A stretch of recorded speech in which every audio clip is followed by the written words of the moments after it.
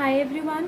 So today we will be discussing about the floor of the fourth ventricle. So first of all, the floor of the fourth ventricle is also referred to as the rhomboidal fossa. Okay, the floor is also referred to as the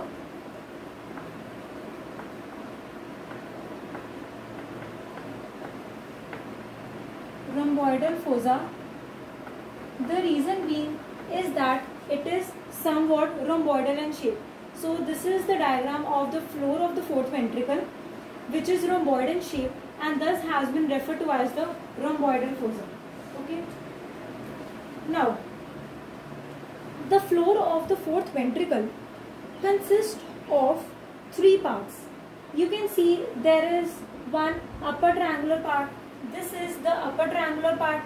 This is the lower triangular part and an intermediate part.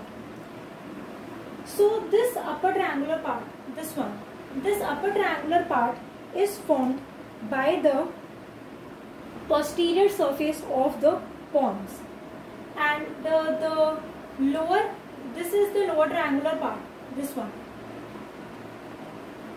The lower triangular part is formed by the upper open part of the posterior surface of the medulla oblongata, and these striations which you can see, these one, this is the intermediate part first of all. Okay, this is the intermediate part, and it lies at the junction of the medulla and the pons, and this intermediate part is bounded above by the base of the upper triangular part. See, this is the upper triangular part, and this intermediate part is bounded above by the base of this upper triangular part, while below it is bounded by a line joining the horizontal parts of the tinea. This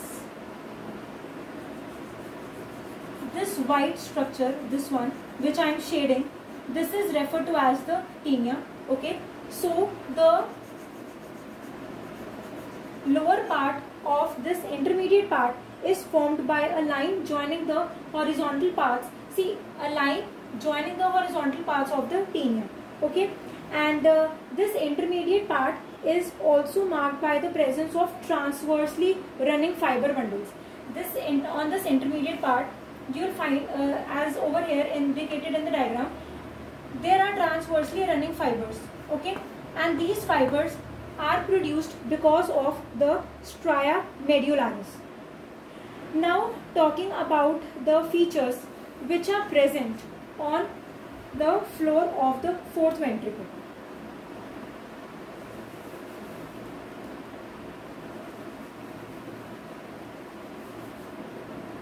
So, starting from midline, the features which are present or which can be seen in the floor of the fourth ventricle are, first of all, you find a median sulcus. You can see that this entire floor is divided into two parts, the right and the left parts, by means of a sulcus which is called as the median sulcus. So this dotted line is the median sulcus. Next, second feature is this, that on either side of this median sulcus there is a longitudinal elevation, and this longitudinal elevation is termed as medial eminence. See, this midline, this is the median sulcus, and not the ones which I have drawn with circle, not these elevations, these elevations, these are termed as the medial eminence.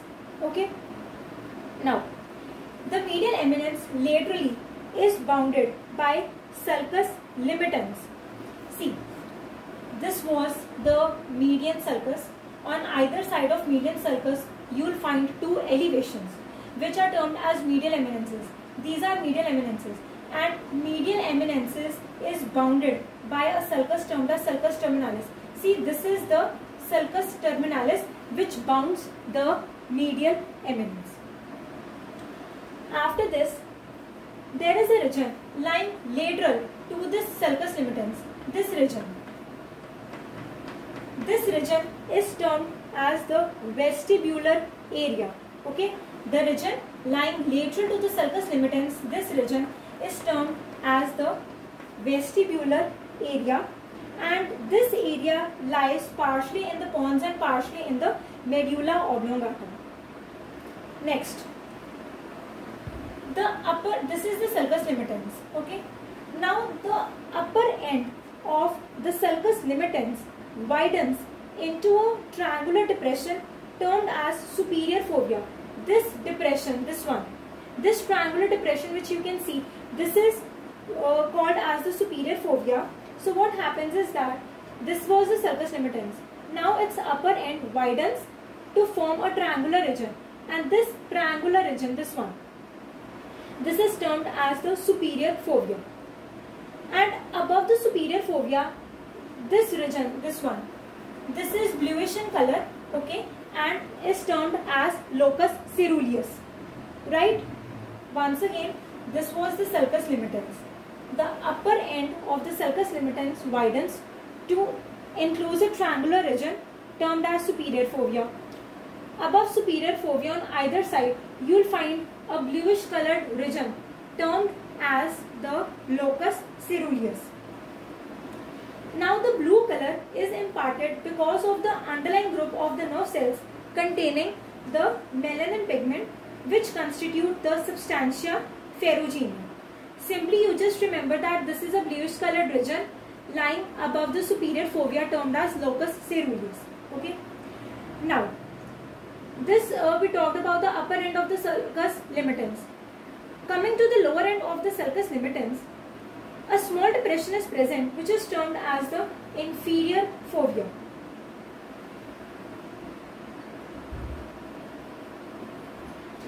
These dots, these are the inferior fovea.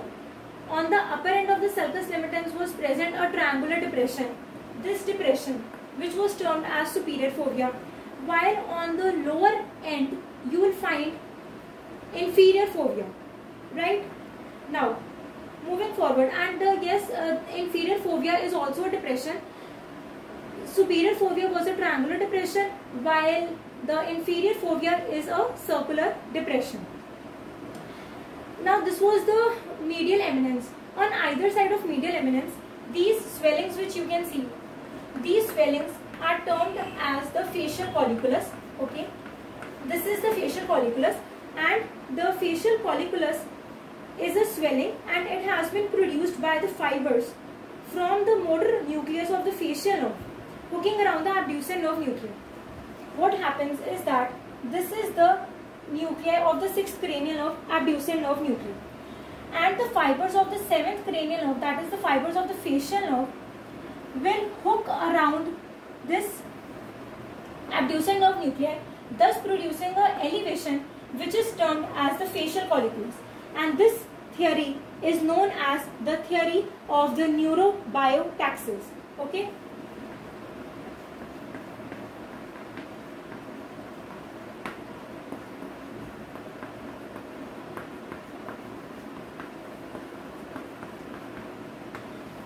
See, this facial colliculus has been produced because the fibers of the facial nerve will coil around, or they hook around the abducens nerve nuclei, thus producing a bulging or elevation, which is known as the facial colliculus.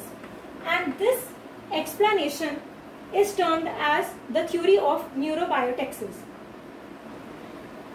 Then, after this feature, from the inferior fovea, you can see the sulcus limitans descends forward. This was the inferior fovea. From inferior fovea, the sulcus limitans will descend downwards towards the medial sulcus. And this sulcus divides the medial eminence in the medullary part into two triangles. See, this was the inferior fovea. From the inferior fovea, see, this was the sulcus limitans. Its upper end expanded to form a depression, superior fovea. On the lower end also there was a depression, inferior fovea. From inferior fovea, the sulcus limitans will move downwards, and it will move obliquely downwards, this dotted line. Okay, it will move obliquely downwards so as to touch the medial eminence so as to touch the median sulcus, thus dividing the medial eminence of the medullary part into two triangles, the hypoglossal triangle, this upper triangle, this one, this is the hypoglossal triangle, okay, and the lower triangle, this one, this is the vagal triangle. See, this is the hypoglossal triangle, while this one, this is the vagal triangle. Now, as the name indicates, hypoglossal triangle, because beneath it is present the hypoglossal nerve nuclei, while beneath the vagal triangle is present the vagal nerve nuclei. One more thing to be known over here is that the vagal triangle is crossed by a narrow translucent ridge called as the funiculus separatus. This dotted line, this one, this dotted line is the funiculus separatus, which will divide the vagal, crosses the vagal triangle. This was the hypoglossal triangle and this is the vagal triangle. The vagal triangle is crossed by a faint ridge termed as the funiculus separatus. Okay, and one more thing to be remembered over here is that a small area lies between the funiculus separatus above and the gracile tubercle below. This area, see, this is the funiculus separatus, okay, and below there is gracile tubercle. So this area enclosed by the funiculus separatus above and gracile tubercle below is termed as the area postrema.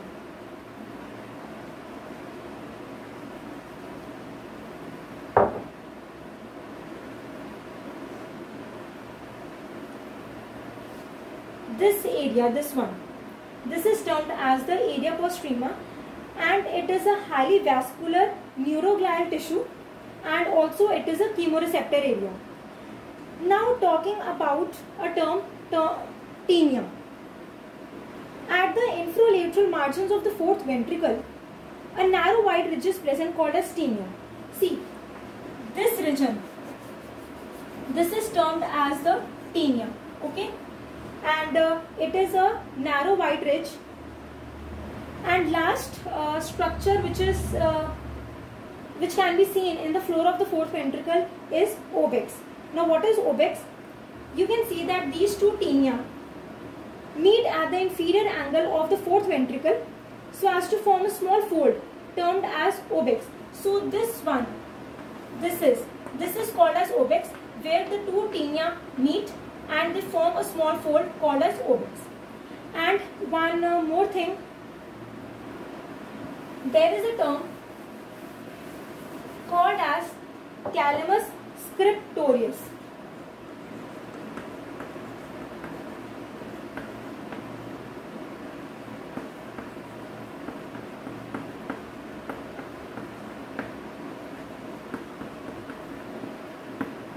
What is calamus scriptorius?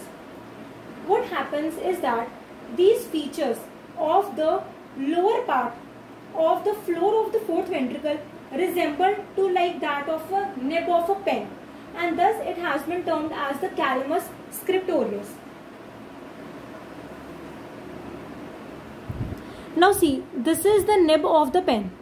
So what happens is that the features of the lower part of the floor of the fourth ventricle resemble to like that of a nib of the pen, and thus the term calamus scriptorius has been used to represent these features of the lower part of the fourth ventricle.